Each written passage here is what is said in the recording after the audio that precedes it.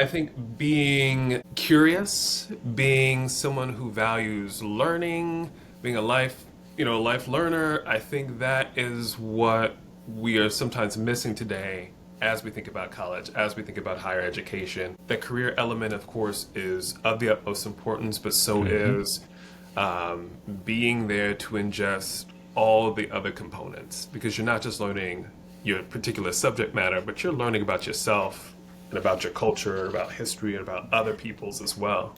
It's Phil, also every time we interesting. record, I feel like you're in a different part of the house. I am. I go all over this house looking for like the best lighting because my office is still a mess. So today Phil is like a cat. He's just like, "Where's the sun today?" we're in my mom's room. It's very boho. It's very relaxing. I love that lamp behind me. It's a good time in Love here. the Good vibe. energy. Love the energy, Phil. Speaking of moms. When I was younger, what my mom did? And my dad used to say, don't say that about my baby. She was like, yo, you're going to boarding school. Like, what? And I always, I want to tell people this is not boarding school in the sense of like military school, you're in trouble. This is like, hey, there's a nutritionist. We have several field houses. You have personal trainers. You go to your little class around the Nice Harkness little table. setup.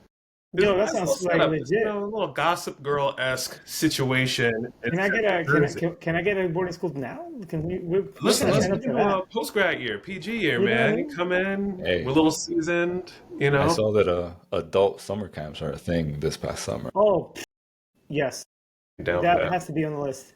I went Maybe to Topic next for summer time. another camp. day. It wasn't that cool. It was like smart camp. So it was like trying to get some college credits. We were all super nerdy, and I was like, oh, it's gonna be like Mariah Carey's "Always Be My Baby," fall in love in the Nope. summer. Nah, man, No. I nah. never did summer camp. My summer camp was getting shipped off to the Dominican Republic and loving it. It was truly great. Hell yeah, it was great. Like I was out there, and it was just such a different experience than being in, the Bronx and Manhattan. But yeah, Mom highly sent me a recommend. wife. She said, you're going to boarding school. And guess what happened? Sure enough, You went to boarding. graduated eighth grade. My behind went to boarding school, but I was happy. I did it by choice. But it's got me thinking, what in the world am I going to do with my own child? Different day and age. Hansel, I know you brought it up, but a few weeks ago, like you're starting to do college tours. What's good? Oof.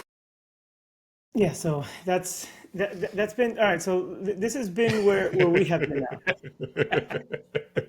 He So said much he so needed a that minute. listen, you know, and I take that deep breath because what has been happening is a lot of internal struggle for me. Okay. I was Tell us one of about the that first, if not struggle. the first, to go to college in my family. I for me, right, and I know that's not the case for everybody, college did what it was supposed to do, right? It was able to get me out of my socioeconomic, status to, or at least kind of raise my socioeconomic status, get me a better career, was able to kind of move out and kind of progress, right? Did a little bit better than my parents did. But I know that's not the case for everybody, and I know that specifically now with how the current just educational climate is, with AI, that may not be the case for my kids, our kids. So the conversation that I've been having specifically with my oldest one is he wants to go into a career of the arts. And I'm like, that is one of the many fields that is probably going to be the most impacted, right? He wants to be an animator, an animation. And, one of the conversations that I'm trying to have with him and at the same time with myself is not trying to discourage a passion, but trying to figure out, do you how first of all, distinguishing between a passion and a career. They don't have to be the same thing, right? You could have a Yeah. career and still have a passion. And if you choose to make your passion a career in a situation where you have AI, how do you set yourself up for success? So literally some of the conversations, and I don't have the answers, that we've been having, which is part of the college tour to bring it back, is that I was looking and kind of, we took our oldest to check out actually a local school, Miami-Dade County College, and they have a very amazing animation program. They have, affiliations with like Nickelodeon and WB and stuff like that, where they get to create pilot shows Mhm. and stuff like that for them, which is amazing. But what I liked specifically was that it was dedicated to animation and it was a 2 years associate. There was accredited, so then afterwards you can take those credits and go to any major university and continue to a bachelor's. But what I'm thinking is, do I give him the option of flexibility? Now, 2 years from now, he Yeah. graduates high school, 2 year program in animation. Not only does he have the ability to go straight to work in animation, again, without having to get any additional debt or schooling, but if he sees that the field evolves past, Pivot. what things currently are, can he pivot and then get that bachelor's in a field that complements, what he wants to do, without having to fully commit, into a 4 year liberal arts or, arts degree that may put him in a precarious situations, in the future, right? So like trying to think that through has been a little kind of mind-boggling, I guess. I mean, And look, I like that optionality of the associates too, because if you think about it, it's also a way to kind of pressure test the assumption he has. It's like, yeah, Hmm. you want this career, this. you want Yep. to do this based on your exposure to it and what you think you like. Yeah. But there's nothing like 2 years of deep work starting to learn that kind of path that can either, because I mean, I'm pretty sure I know it was the same for you too, but my first 2 years of college definitely made me be like, what I came in here for, I don't know if that's the path I'm If coming that if out. that's it, right? But Yeah, I love this because Hansel, my first 2 years of college were very pointed. So, unlike with the program that I was in, you don't really have a lot of general studies classes. It's like once you apply to this program, like that is your life. You are you in dive there. in.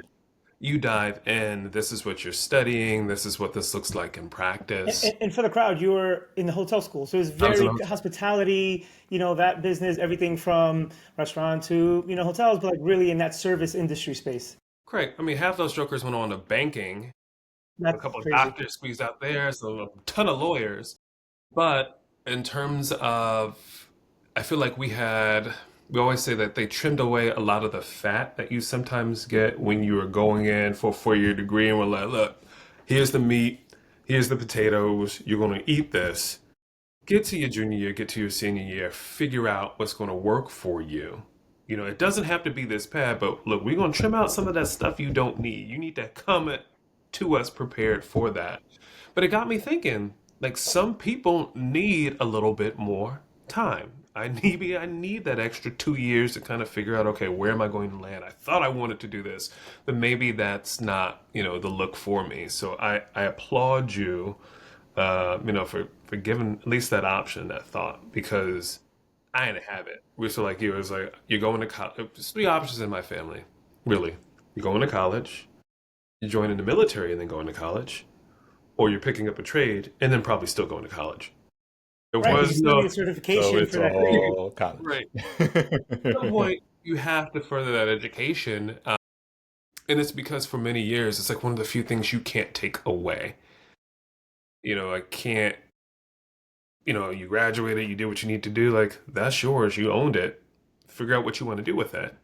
Um, but sorry, you just got me thinking because Jazz and I recently had this whole conversation about, M. Like, Jazz is like, no, she's going to school. There is no, you know, junior college option. We're not doing any of that. It's 4 years. And it was because of her experience initially. She had great grades when she was in high school, did quite well, student athlete, but didn't have necessarily the push.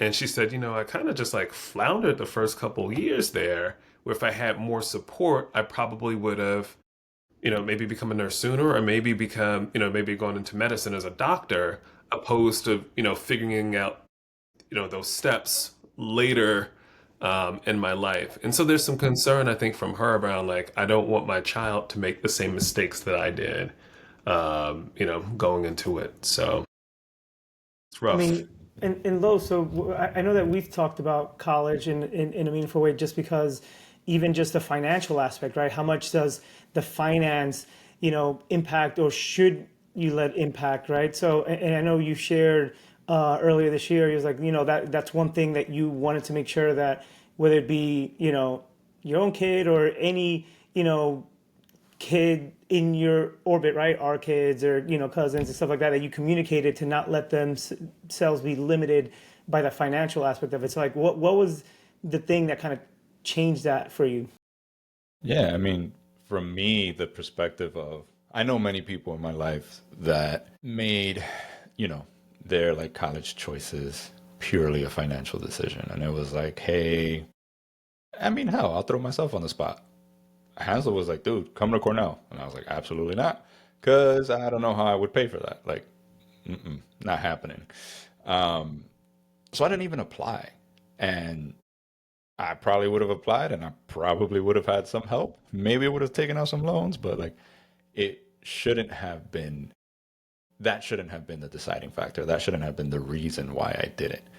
And I know other people that have similar things. Like, they applied to one or two schools only that were like city and state schools because they didn't want to, or they expected to not to be able to afford an education. And I think that it can be a whole, you know, different conversation, but the education element is incredibly important, and no one should be limiting themselves or their education potential due to finances. That's kind of how I think about it. Like, yeah. Yeah, I don't think the schools do a good enough job until you're there, because I Hmm. feel like, Hans, I think we can probably speak to this. I feel like Cornell will tell you it doesn't we don't care. If you are supposed to be here, then you're supposed to be here. We will figure out the rest. Whether it's loan, whether it's scholarship, whether it's a program, there is money out there for you. So like if you are about it, and I feel bad because I hear stories like that. Russo was like, I didn't think I could afford it. And it's like once you go to some of these institutions like this, they're like, oh Hmm. no, we We got got you. you. But I think I have 2 points on that, right? The first is I 100% agree that because one, you don't know what you don't know. Hmm. I ended up going to Cornell and graduating with a total of $18,000 in loan after 4 years. And the reason for that was because I think after my freshman year, or like after the first semester of my, or something like that, I think sometime my freshman year, randomly, policy change. There was a policy change where now Cornell was going to be covering, students who came from underprivileged backgrounds, and they were going to, make you whole. I don't know, whatever I don't remember the details, but all of a sudden, like, I find myself in a situation where, yeah, I was taking some minimal federal loans, but then the rest, it was being covered by the university. Great, right? Like, I didn't know that. I got lucky, right? But you don't know what you don't know. On the flip side, then you also have to be able to make. I'm a big believer that I avoid regret, because when I look at a decision, I like to say, I'm going to make the best decision that I can with the information I have right now, because I don't know what I don't know. So as a parent now, I'm looking around, I'm like, well, could things change? Yes, but do I want my kid to take on unnecessary debt for a field that may or may not be viable, that may or may not be, existent, may or may not require the same skills that he's being taught today at the time that he crosses. Look, and that goes, and again, it's almost like a fool's errand to a degree, because I was literally listening to the Daily the other day where they talked about this whole past generation, my little cousin being one of them, where they're like, hey, computer science, computer science, computer science. And now they're graduating and there's no computer science jobs, because guess what? A lot of the entry level jobs are through AI. So it's like, okay, well, great. Now what? So I don't know. It's like trying to predict the future to a degree. So like, you just got to be able to do the best you can and try to figure it out. But it's tough. It really is, as a You see, parent. and that's where I think that our background comes through, because we shouldn't be going to a university institution trying to predict the future. We should be Hmm. going to these institutions to learn, to Hmm. expand our knowledge, to grow ourselves as individuals, to become better human Multifaceted, yeah. beings. Like, yes, we should be preparing for a career, we should be learning, we should be growing in certain fields, but ultimately, like, I think that the value of an institution are the ideas that you're getting exposed to, are the people that you're meeting, the network that you're building, the fact that you have a moment in time to just think, Ideally, I mean, we don't have to get into what we all do, but because nope, never mind. That, but But you hit the nail on the head. I think it is a moment in time that once you start working and once you're in the workforce, you don't get. I think about some of the most impactful classes and experiences were not necessarily in my major. yeah. It was, I'm gonna go ahead and take this elective over here because I need it, but also I'm kind of interested in this, and I don't know Hmm. when I'm ever gonna have another time to be in a setting with experts, not just Yeah. someone who, like, kind of knows about this, but like, oh, you wrote this textbook and it's Yeah. used at all of these places across the country, and that's huge to have, that freedom to do that. Shoot, Russo, I wouldn't have met you if I wasn't open to being in. It's always a funny story because I met Carlos. We met each other, then had to re-meet each other later. Hmm. But being in a space where you're like, hey, you want to learn about, spirituality, you want to learn about Santeria, you want to learn about these things, and be like, oh, I'm gonna go over to this session and see what this is about. Hmm. I think being curious, being someone who values learning, being a life learner, I think that is what we are sometimes missing today as we think about college, as we think about higher education. The career element, of course, is of the utmost importance, but so Hmm. is being there to ingest all the other components because you're not just learning your particular subject matter, but you're learning about yourself and about your culture and about history and about other people's as well. You should Well, be. Should right, you be should be. correct. Which reminds me, actually, and Lois, I want you to kind of talk about it a little bit. It reminds me then taking a step even further, right? Because we started talking about college because I'm in that stage, right? But you guys are a different stage of dealing with schooling, right? Because of obviously the ages. But you shared a podcast with us about this institution called the Alpha School, who's trying to change just even the structure of how they do education, right? The whole idea of going to these institutions is to kind of become well-rounded, push ourselves across multiple disciplines. Should we wait until college for that, right? Like, so I wanted you to talk a little bit about that because I thought that was pretty interesting, actually. Yeah, I think it's a fascinating concept, and it's something that we're struggling with, obviously, just because we're like, oh crap, she's gonna start her education Mm. journey, and like, what do we want that? And the sooner you start, the better, by many arguments. Before I jump the gun, though, I do want to kind of step slightly back to Phil's point and also to Hansel's point, because the three of us now, not to date ourselves, but each of us has at least 15 plus years in the game career wise at this point. And I can confidently say, and I'm pretty sure you two would as well, I've learned everything I needed to learn on the job. So there was no need to future proof my university That's true. trajectory, because any job I've learned, not only have I had to learn on the fly, every company does things differently. Every industry does things differently. And like, you're inherently, whenever you do a transition, having to fucking relearn it all anyway Absolutely. and like figure out how they do it there. And I mean, Hansel, you're brand new in a fresh role. Like, I'm sure you're going through it now. You're like, oh man, what's happening? Listen, It's that and to critical that point, thinking. Yeah. Okay. What Phil's saying is like some of the learnings came from like the peripheral electives and stuff like that. Like, while I think when I look back at my college career, there's a one class that yes, it was part of my major, but it was not even a kind of like econ or finance class that left the biggest impact. It was a emerging markets kind of case analysis class. And I think it was impactful because I took a similar type of class probably my freshman year, and then I took this class my senior year. And not only was I able to see the way my thinking had changed, which is attributed to my experience as a whole, not any one class, but then that specific class, the whole idea was to be able to analyze the problem holistically, strategically. Was it economic Hmm. factors? Was it, Yep. the change in consumer behavior, and be able to analyze a specific case and put a solution together? And that to me was so impactful because all of a sudden I'm applying all these different experiences, everything from the clubs I was in to, interdisciplinary studies like in, Hispanic and Latino studies, and kind of really combining all these different things to analyze a business case. To me, that was the most impactful class that I took. What So you were again, it thinking? wasn't even an econ 101. You're It wasn't a thinking finance.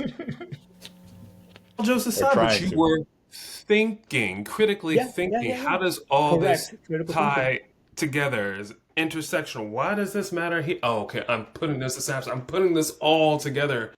Oh, okay, I'm starting to get how things work. Russo, I don't want to lose your other thought because, like, Hansel, you thinking? I feel you. I had a moment too where it's like, oh, this is finally This clicking. Like I clicks. learned something. You know what I'm trying to say? Like, Hmm. oh shoot, I Yeah, Yeah, actually yeah, learned yeah, yeah, yeah. something. I get it. Look, and I mean, I went into school gun ho on finance, and the first psych class I took is where that trigger happened for me, where I was just Nice. like, oh, this is actually interesting. This is fascinating. And I'm like zeroed in, immediately clocked in.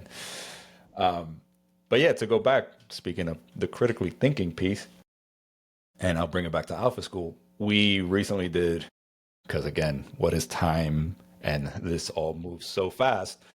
But we started touring schools. So we toured a preschool and then a Montessori school in preparation of, cool, what are we going to do? Where are we going to send you? She needs to go somewhere. Just simply because the social element, but also the like structure and the education component, she's incredibly sharp. And we can read books to her all day, but we're starting to think like, oh, are we putting you at a detriment? Like you clearly have more to grow and you have the potential. So we were like, let's see what we have. We toured a Montessori school, which after touring, is it really? but We know no, the philosophies pretty well given our research, and my own there were wooden toys. multiple things wrong in this institution. So do the tours.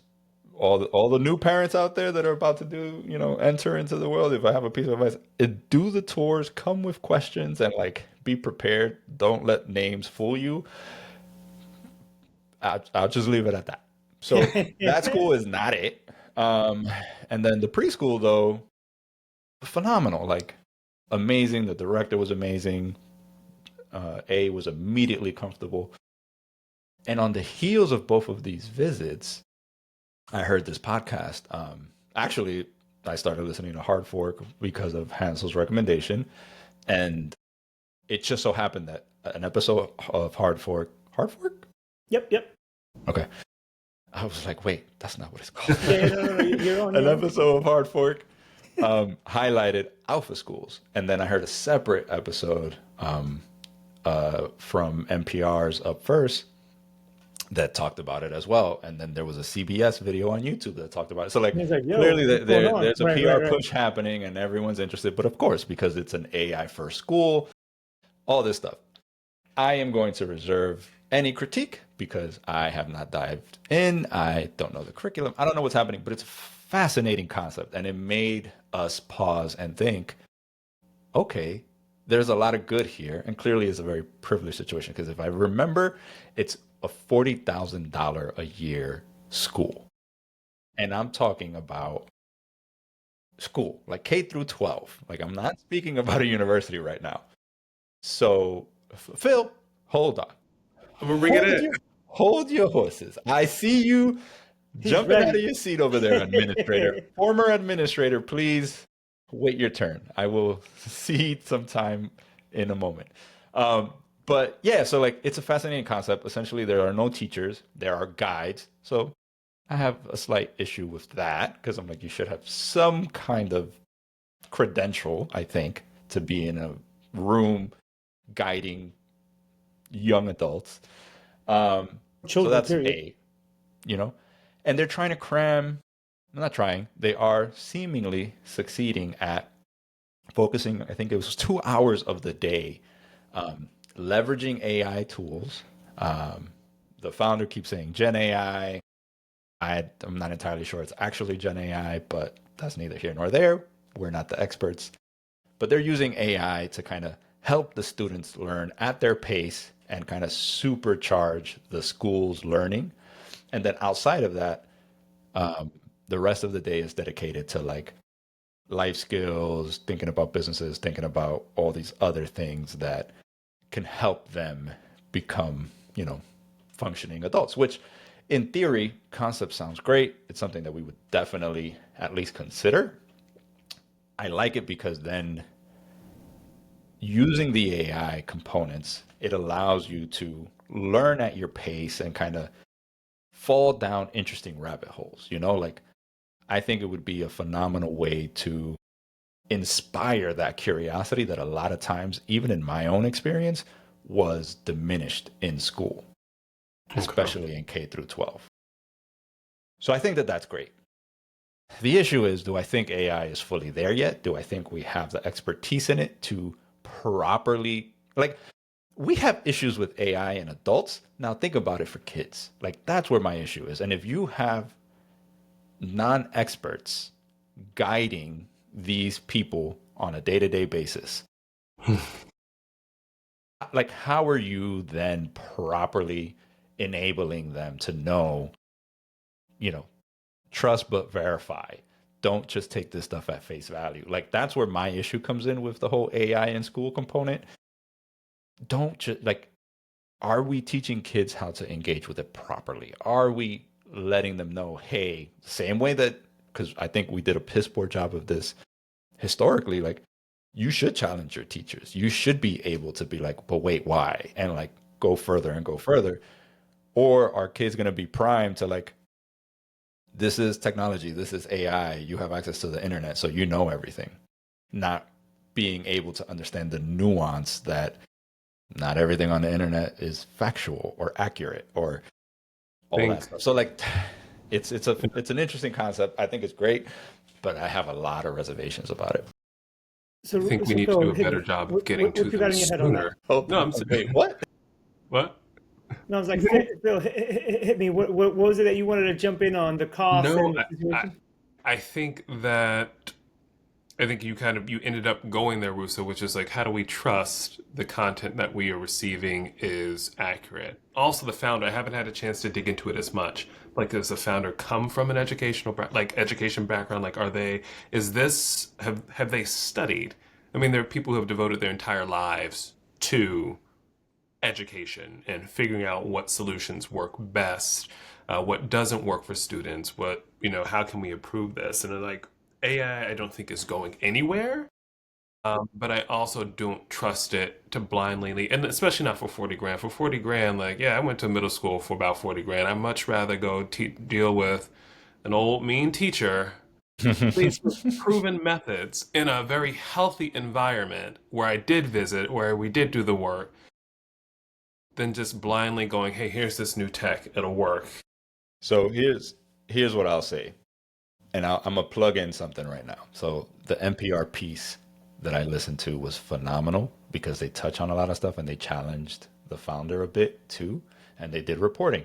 So the plug is, given everything going on, especially on a federal level here in the US, if you are in the US or maybe anywhere and you have the means, support NPR, support your local stations. Journalism is vitally important, especially in these times.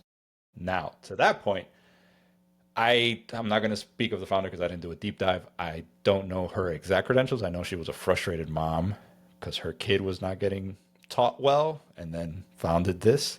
And that was kind of the pitch that I first heard.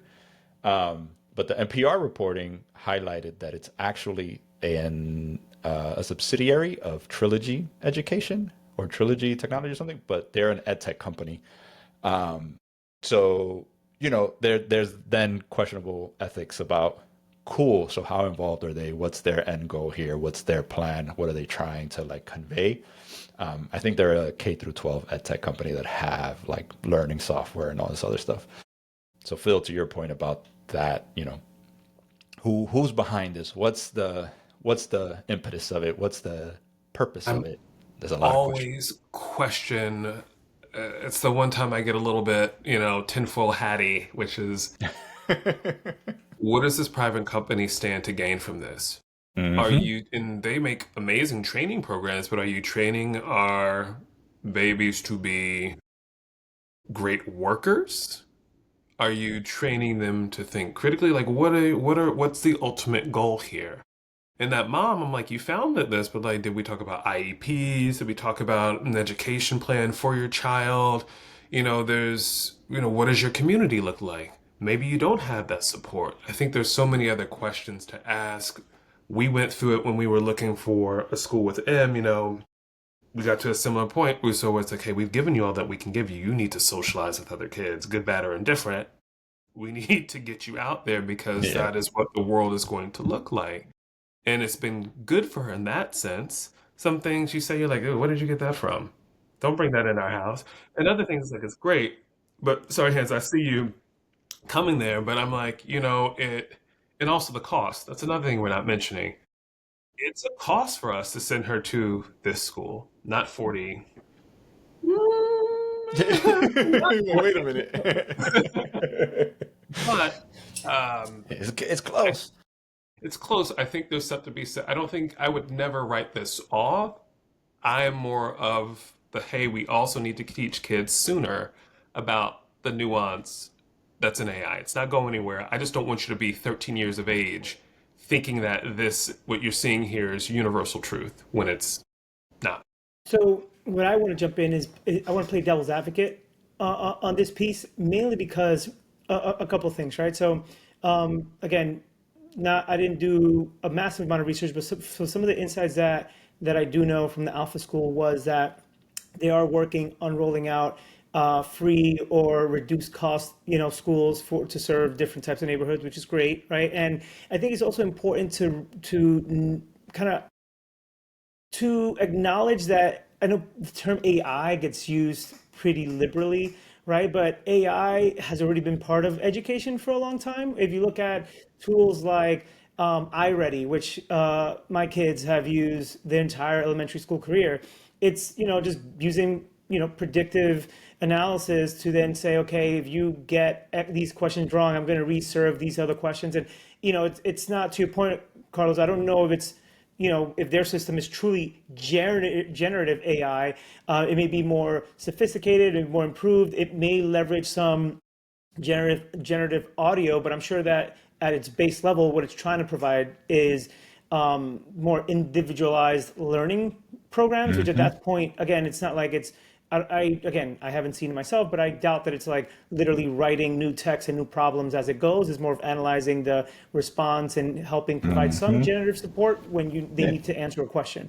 With that said, I think that what I'm hearing is that we could all agree that there needs to be, especially as things, in our society continue to change, whether it be through technology or otherwise, a need for us to be a little bit more socially connected and teach our kids to be socially connected Hmm. and some type of change in the current educational system. I think that the issue is while you may find some younger schooling, pre-K and stuff like that, where they provide a level of, let's call it, innovation in the format, ultimately you funnel back into the standard way of teaching, which I would argue it also doesn't necessarily do a good job to provide an innovative system to kind of build people who are going to be more focused on critical thinking, because you're teaching to the Hmm. curriculum, you're teaching to the test, to the federal requirement. Regardless, no matter where you start, if you follow the public school, and for that matter even charter school system, you end up kind of regressing to a specific mean of way that we manage schooling. So like, to me, I know that the alpha school has its potential kind of red flags, but I'd rather, if we could have more alpha schools that are accessible, I'm for it, because at least we're testing and trying to do something new, which I think is the argument that some parents make when they decide to do the homeschooling route. Hmm. But I just think that, especially with technology like AI, if we are not ingraining that critical thinking earlier, especially before they start already engaging with their friends on their phones and tablets and already jump into a super digitally connected world, it becomes harder to do so down the line, you know? And so you hit at something super important, and I want to call this out as someone who has worked in the charter system, in a charter network, gone to public school, but also gone to a traditional private school. Your charters and public schools technically should be teaching to the same information because charter schools are public schools, just Hmm. operationally where they're in a different space. Um, I'm going to say this. And some people might not like it, but I would say what it kind of comes down to is money and access. It really My does. Yeah. experience in a Yeah. wealthy private school, like you are taught to think critically. You Mm-hmm. are not sitting in a class with 40 other students. You are not worried about books. You're not worried about the same things in that space. You're thinking, oh, we're going to have this experiential learning experience and I'm going to do stocks and snacks on Friday and we're going to program Lego on Tuesday. And then, oh, don't forget my music class that's taking place during the day to do. Like, you're getting that in those spaces. What I'm hoping things like Alvo, what I'm hoping machine learning, AI, all these things can do is maybe level the playing field. And I think that's what the bigger ask is like, can we not think about the 40K? Like, is there any way that we can make this equitable for all these parties? Because we all Mm-hmm. benefit from it.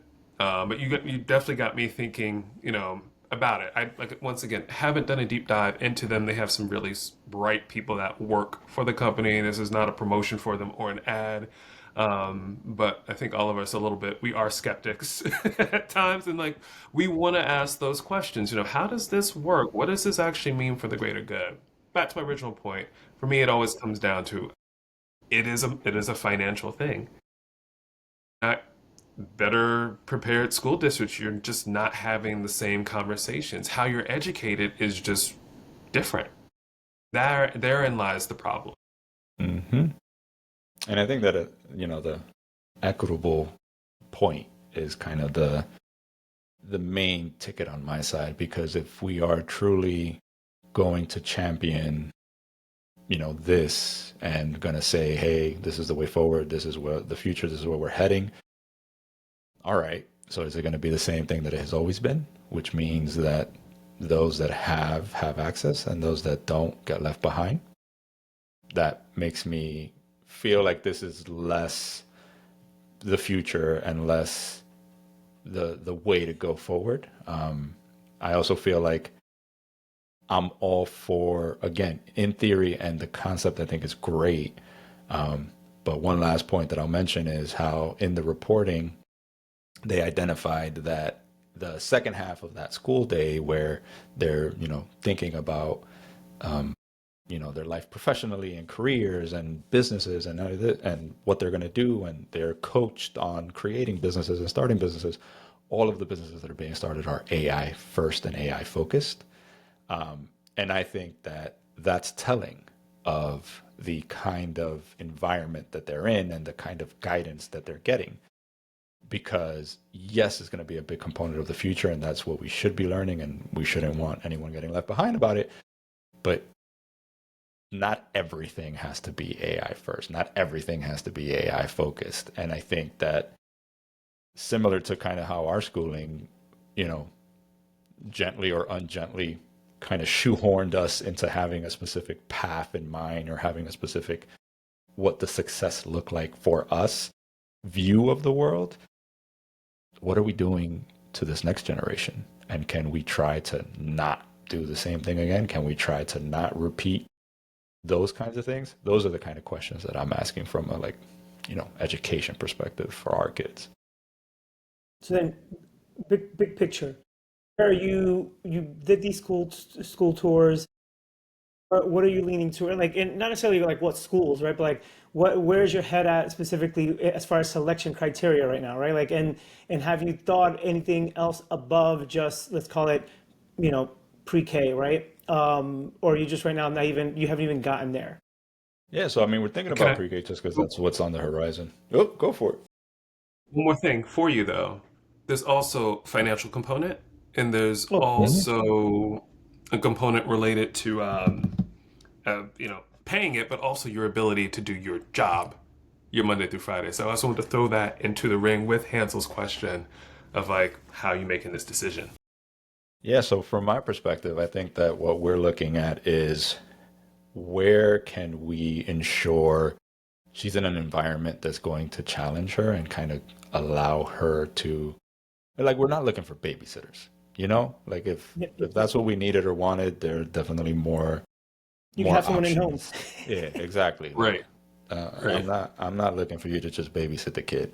Um, so we're looking for somebody that has some kind of curriculum play in it. And there has to be enough of an awareness in the staff that you are not catering to every individual kid, but that there is consideration for the fact that multiple different kids will have multiple different needs. And you are allowing for that, even in the, because like the preschool we toured, even within the same classrooms, like they were considerate of that. And it was like, if kids are at a point where they can be challenged and they can do something that's above their age or above their group, they'll come over here and they'll do that with this teacher or this TA.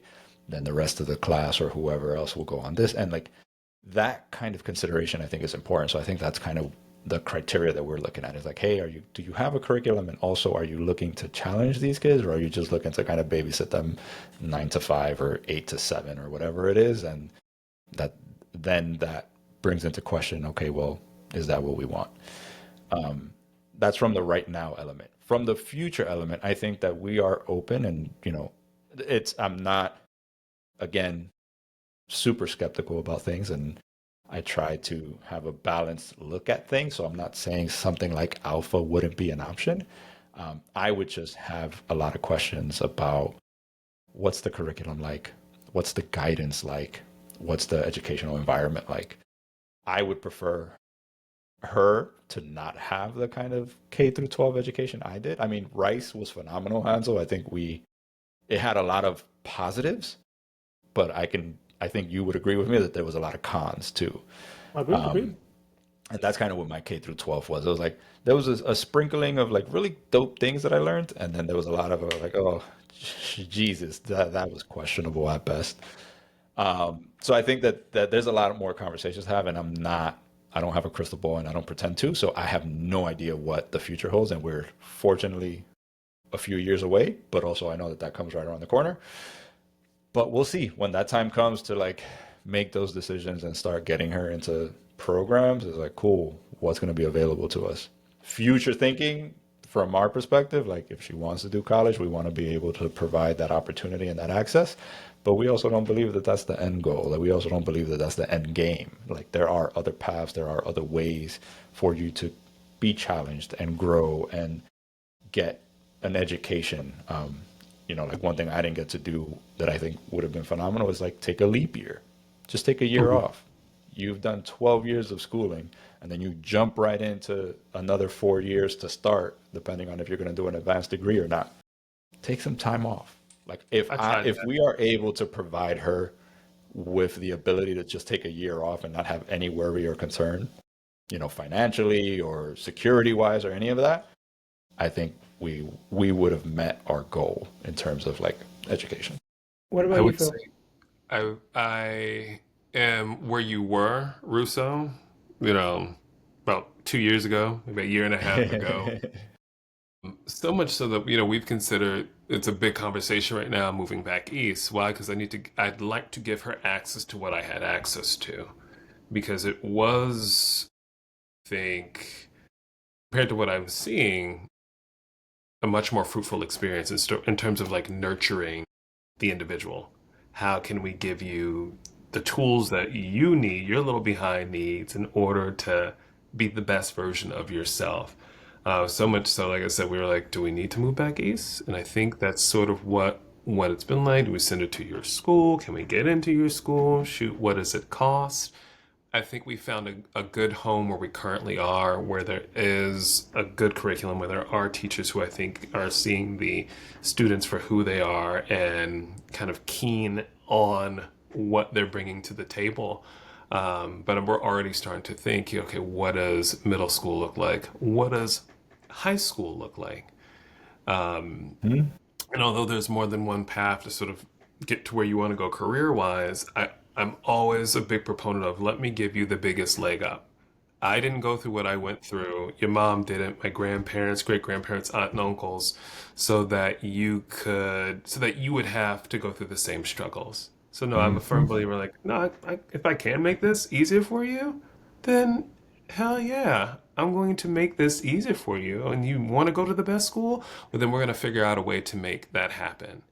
I would say the most telling thing, Hansel, about being out here, I guess, in the West Coast, is, and I thought my wife was just joking about it until I met, talking to a physician, and she's from the East Coast, also went to Cornell undergrad, and she was like, we had trouble with school, just like finding a good school. And she's like, we had to supplement, and that's not a knock to California, but I think the approach is a little bit different. I think maybe we are just a little bit more aggressive on the East Coast, like, hey, we got to get in there. This has to be done. Let's go, let's go, let's go. But I don't think they have out here, which could be a good thing for your child, or it could be Mhm. a very bad thing depending on the type What you're of trying little to impart, person. right? That's Yeah, that's the catch 22 in all of this too, that it is very dependent on the child as well. gotta know. We can Freeze sit time, here and right? talk into our mics all we want, but Yeah, but so Why listen, my that mom said I need to go to boarding school. But yes, go ahead, Hansel. no, I was gonna say just to kind of like my take has really been and now focus really just on the college just to bring it back because that's where a lot of the conversation has been. Although my communication is pretty consistent with the kids, which is they all have to go to college, and the reason why they have to go to college is that absent of a plan, education will, at least in my opinion, help you get there, right? The right education, right? Because, and I think this is where I end up, going back to the conundrum that I am with our oldest, which is absent of a plan, because you want to start your own business, because you want to go into trade school, because you want to explore something else that is non-traditional, then, you know, I don't think that not doing anything is an option, right? So, cool. If you have a plan and you want to just go in and go a non-traditional route because you have an idea that you want to pursue, amen. But that's going to be a specific type of kid, right? Because I think temperament has a lot to do with it. Absent of that, then yes, you have to go to school because ideally help guide them, but maybe you can join clubs, jump into that random elective, find a field like psychology until you get a plan. And if you want to drop out halfway through because all of a sudden you have that spark or you met that friend who's going to help you start a business, amen, right? But like I think that not having a plan is not acceptable. So absent of any other plan, school is, going to college is the bare minimum that you have to do. The second thing that I've always told them since young is that you got to move out. You got to move out. You got to go to college. I don't. You got to go. Like you can't stay here, right? Like, and that's not like to be mean. Listen, I'll tell them. They know. They know how it oh is, and it's man. because I truly do believe that there's a level of growing up. It doesn't mean you can't come back, Very but you true. at least have to try to leave. Even if you don't Yes, go to college and you try to, hey, look, I want to, I don't know, go into a trade school because I want to start my own business doing X. Cool, but your like apartment. how do we help you plan out an exit strategy? Because you can't truly, I believe that you can't truly just grow up and learn, how the world works, especially if you're trying to start a business, if you can't even manage your own life on your own, right? So like there is an element of like, you have to have a plan. If you don't have one, college is going to be your default. And you have to find a exit strategy. You can always come back.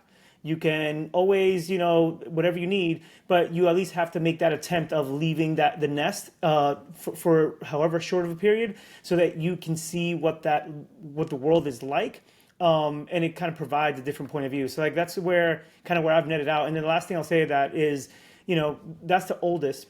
The middle one wants to go to college, but he wants to go and find a program that allows him to study in Japan, which I love that because even regardless of, let's say, the field of study, I can not justify, but make the argument that regardless of what he's studying, that experience of being a year, 2 years abroad, or however long, and that experience will be value added and will provide that critical thinking flexibility because now you expose yourself to different cultures, different way of thinking, regardless of the field, and there's additional value there versus saying, hey, I'm gonna just go to college and get a degree that maybe either A, I'm not necessarily passionate about, or it's just something to do and there's no extra value added there. So it's just, to Carl's point, it depends on the child and really be able to kind of provide some just general guardrails for them. Hansel, you brought tears to my eye. There's nothing like I think being some kids, like you said, that temperament is super important. Some kids need to have that experience to be out. I'm not going to swim unless you push me in the pool. I need to know to wake myself up at this time because I'm responsible for my person now. Um, and like I said, Risa, to your earlier point, it's like knowing that kid. What is going to work best for your child? Because what works for me did not work for my brother, did not work for my sister. Um, and, our parents had to have that forethought to go, okay, plan for you, plan for you, plan for you. Overall, you're going to do something, but Correct. we'll give, we'll pick our battles. We'll give you a little rope. You figure out which path is going to work best for you. So I'm with you there. So I think we I'll all wrap need to this with, give a. one quick story. Sorry, go ahead, Los. No, I was gonna say that we need to give all the kids a little rope and then see what happens. Figure Yeah. that out. I was gonna end with a little funny story, which was a couple years back, like literally, maybe our oldest, he's now 16, and I think he was what, maybe 14, maybe 13. And It was before we were in the house, we were in the apartment, and we're doing something, and like him and in the middle one, we're both like doing something in the room, and he goes, I think they were talking about how to decorate their room, and they're like, no, the oldest one was telling the middle one, like, no, you don't have to worry about that because soon I'm gonna have to move out anyway, so like you can have the space. And I'm like, bro, like, it's like, relax, like you have to move out, but you're good, my guy. You're not moving out anytime soon. Like you're set.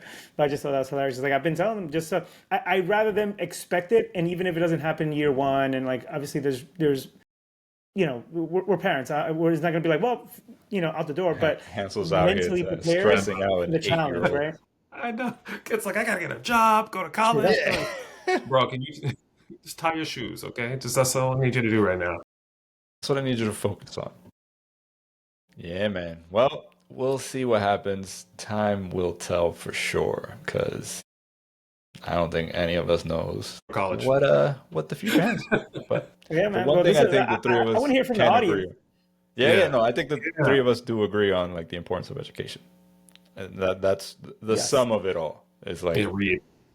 Please read. just I read. think it's less that we agree. It's less that we agree. Is more of like, how should it change? I don't think we have the answers, but I think that's the critical thinking and socializing is definitely needs to be brought up to the forefront at some point. Yeah, and let us know. What are the conversations you're having at home? How do you think of this? How do you view this? People with multiple kids, what are you doing? Because I would that's love to hear also too another. if any of our listeners are teachers. Yeah. Yeah, that We'd would love be to a hear that. fascinating take. What's the change on your side? How are you seeing it? Because not easy by any means, and my I intention don't wasn't envy to y'all. minimize it. Tough job. I couldn't do Tried. I lost 30 pounds. I'm like, nah, never going back. Mm-mm. it. No, Well, I love the kids. Love the kids. But mm-mm. Alrighty, folks. Until next time, deuces.